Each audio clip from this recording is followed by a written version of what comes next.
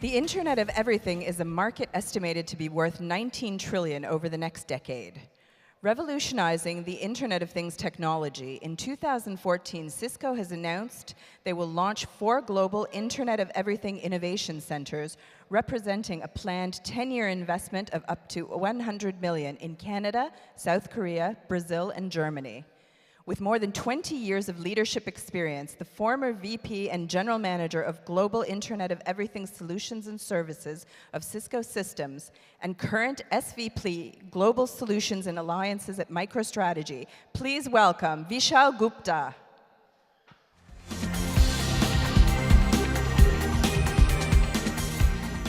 Good morning. Can you guys hear me all right? Yeah? How many of you were at the party last night? Show of hands. Did you have fun? Was that a great party? So how many of you believe Internet of Things is going to be a big market? Most of you believe in that. How many of you think there'll be big challenges to get it to be a big market? So it'll be a big market. Many of you you'll have challenges. OK, last question. How many of you think you will be able to make money in Internet of Things? Very good. So hopefully, you'll be able to get more color on these 3 questions as we go through the next 15 minutes. So let's think about let me level set and think about what does Internet of Things really mean. So, Internet of Things means lots of things to lots of people. It means connectivity. If you think about it, the number of mobile devices today is already exceeding the population. And that connectivity will continue to scale. So by 2020, 50 billion objects will be connected. Not only will these things be connected, they'll produce lots of data. And for example, in 2012 alone, we said we produced more data than in the last 5,000 years. So there's massive connectivity happening, massive data happening. Not only connectivity and data, but also it's being applied in applications and businesses. So for example, 77 million apps were downloaded in this year alone. So if all of these things are happening, is it the connectivity just people to people? You also see that the machine to machine is also going to grow about 20-fold. So this means lots of connectivity, lots of data, lots of applications in every way, machine to machine, machine to people. But you're probably wondering, what does all this mean? Why do I care? And the reason you care is really about the potential for profits. The fact that we can grow the profits 21% by 2022 by Internet of Things or Internet of Everything. And so, Cisco CEO said the next big wave will be around Internet of Everything. It'll be about people, process, data, and things. So just to put things in perspective, how big this market can be, we believe, and there's different studies. You've seen studies from Forrester, Gartner, many different people. But whether you believe this $19 trillion number or you believe a smaller number, the bottom line is it's going to be a very big market. And that market will have components around the public sector and the private sector. So it doesn't really matter where you're operating. The use cases are both on the horizontal side, meaning things like how do you transform customer experience, how do you transform supply chain, how do you transform how you innovate. And there are also very many vertical experiences. Hopefully, I'll be able to talk to some of them, like around transforming education, transforming hospitality, and public safety. So we know that IoT will be big. It will be around a number of verticals, number of horizontal processes, around connecting people, process, data, and things. The next question is, where is the sweet spot, right? As many of you are in enterprises, you're entrepreneurs, typically the mind goes to, where is the big money to be made here?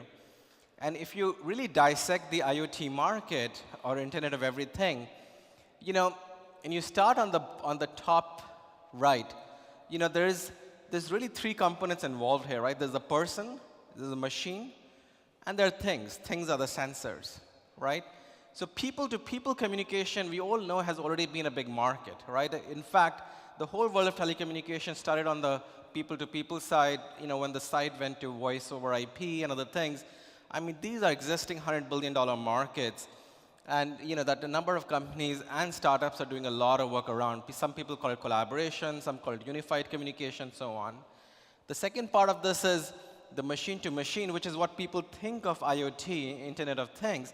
But to me, there's a broader market called Internet of Everything, where you bring the people, the process, and the data side, and you bring all of these. So we believe that the best business value will be when you have use cases that bring all of these three things together: the machine-to-machine, the people-to-people, and the machine-to-person. And that's where, if you can transform that business process itself and not just worry about connectivity, is where the biggest profit is to be made.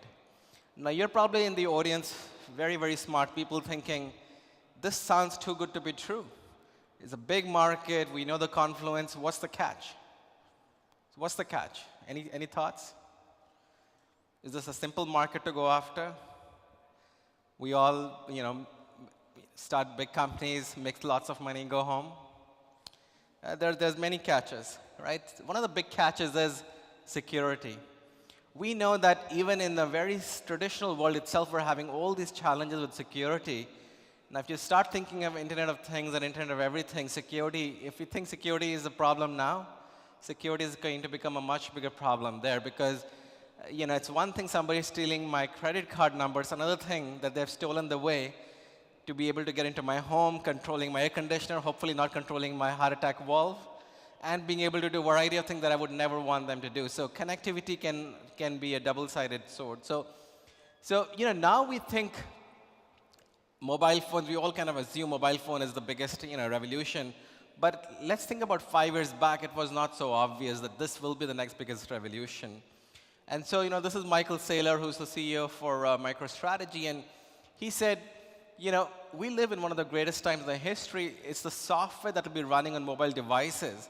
We talk about variables in IoT, but the mobile phone is one of the biggest variables in one way, right? Because it's always with us. It's almost like an accessory. So why don't we harvest, if we have to solve security, why don't we harvest the mobile phone that we already carry, now that has a lot of computing power in it? It's always with us. And can we transform that mobile phone with the biometrics included, because it can do now some type of elementary biometrics at least, to be able to say who I am, what I have, which is the phone which is linked only to me, and then what I know, which might be some of the codes. So if you think about those three concepts, who I am, what I have, and what I know, you could actually start solving some of the challenges for Internet of Things. We know that the traditional forms of identity are failing, right? We know, and I think yesterday's speaker talked about, and I've actually met the Target CEO, Greg Steinhoffel, and Judy before the breach at Target happened. But we all know all the challenges, whether it's Home Depot or Target, many other people are having with security. We know that whether security is on the physical bad side, it's getting compromised in terms of losing your passports, cards. That's a $250 billion problem right now. And we also know that there's about $110 billion lost to cybercrime every year from primarily people using names and passwords. 76% of the breaches are happening because of people who, even in case of Target, somebody basically compromised the name password from the supplier who was integrated. So this is the big challenge that's happening today. The question is, how do we overcome this inherent weakness?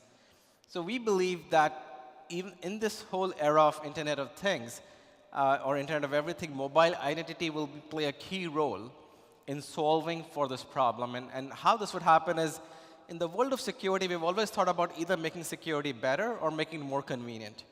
We believe that with mobile identity, you can actually bring the best of both the worlds together, meaning make it more secure so there's no need for passwords, because your mobile identity could be on your cell phone through Bluetooth, QR codes, things that are linked to you. It could actually identify you uniquely in a secure manner where you don't have to enter names and passwords. It could do that for physical access and for logical access into applications, into computers, into transactions. And it could be more convenient than traditional methods because it's always with you. It could be instantly revoked, instantly deployed, and it could really make your life so much simpler. So this is sort of, at least my big thought to you to say, we believe Internet of Things can be very big across a number of sectors, but we believe there's a critical problem to be solved around security. Now the question is this problem around security just around security, or could you do more intelligent things with it? So, how could this thing work? So let's think you're in a healthcare setting. There's a doctor who comes in. Now, you could, using your mobile phone identity that's linked to it, be able to log into the applications. As well as many cases, what happens is when the doctor is there and they walk away, they're still logged on. If your identity is linked with the phone, you can actually control how things are logged on and when they log off based upon when somebody is walking away, so nobody kind of pilfers your things once you leave. Similarly, it could be logging into your wearable devices, whether it's your smartwatch or any kind of wearable devices. It could also log you into, not just into your tablets or your computers, but you could also see, based upon Bluetooth and other capabilities, who else is closer to you, what kind of capabilities they have. So you can bring the social and the security aspect very close to you.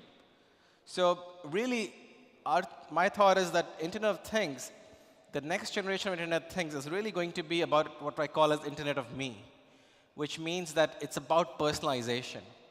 Because not only could you make things more secure, you could also personalize them much more because they're linked to you as the identity. And that way, the experiences that the different industries can provide can be personalized to you, whether this industry is a hospitality industry or healthcare or education. So that way, things are not just more secure, but have the right data and analytics behind them, and also make it much more tailored to you. So let me give you one or two quick examples of what I mean. Let's think about one of the biggest industries, which is safety and security. If I think about US, for example, right now, how many of you have seen the show 24? Anybody? So how many of you think that's the type of things that our actually people have? That's our first responders, the police guys, the ambulance guys, the firefighters, they have still very antiquated systems, right? These radio control systems that don't really interoperate with each other. Whenever there is a disaster, very hard to coordinate people, very hard for them to prove who is what. How do they make happen? Because there's no time when a disaster happens. How do you bring these people together and make them work in a very fluid manner? And if the technology that I mentioned about mobile identity and Internet of Things was there, what they really want is to be like in the movie 24, where they are able to, just like Jack Bauer, be able to go where they want, be able to open the doors, be able to do the things they need to do and coordinate and collaborate with each other. So really, what we're doing is we're partnering, for example, in this case with Northrop Grumman. There's a big $20 billion project that the US government is funding called FirstNet, where the reality would be that now, these people may all be carrying different phones. Their badge information will be dynamically uploaded based upon who they are. So it'll be clear upon, who is from police, who's from fire. They'll be able to search for the right skills. They'll be able to find other relevant people nearby. And if you can do that, you can really transform the mission, form these response teams very quickly. You can essentially make sure that the identity of the patient is clearly known. How do you address the emergencies? How do you address fire? And so on and so forth. So this is one example. There could be many more examples in other industries, whether I think of hospitality industry or I think about healthcare industry, around how people check in, what kind of offers they get, what kinds of entertainment they get, can be very personalized based upon who they are and the whole identity side. So in summary, what is the call to action? Really, in summary, what I believe is, Internet of Everything, or IoE, is going to be very transformative. It's going to be around people, process, data, and things, and bringing them together. It's not just about bringing them together. There's really a massive value. We saw the $19 trillion number. There's a massive value around for customers, for startups, for technology companies. To really go after this market, not only do you want to look at the confluence of the people, the machine, and the data side, but also you need to think about how do you combine identity, intelligence, and interaction, just like I showed in the FirstNet example, to bring about an industry transformation.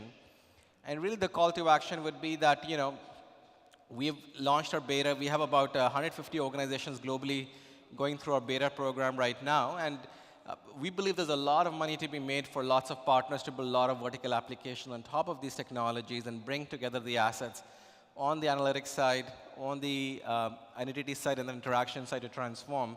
And you can experience the technology at beta.usher.com, and if you're interested, we'd be happy to partner with you. Thank you.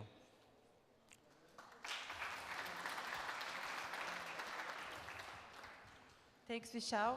Can I have a few minutes for your time to welcome Plamen Rusev, the chairman of the Congress? Thank you, Vishal. Just to say a warm welcome to you. Thanks very much. My voice doesn't usually sound like this. Well, after last night of heavy partying, I can understand why. So, guys, how was the party last night? Did you party? Yes? You have no voice? Okay, They're stunned. Then I'm better than you then. You know, I have some voice at least left. Vishal, thanks so much for joining us. It was a great presentation. We continue with some great stuff with the IoT. I hope you're going to stick with us around. And, absolutely, thank you. If somebody wants to talk to you, to be able to find you. Thanks for being at Webit. Thank you very much. You're welcome. Thanks. A round of applause, at least, if you don't have a voice. Thank you very much. You're very kind.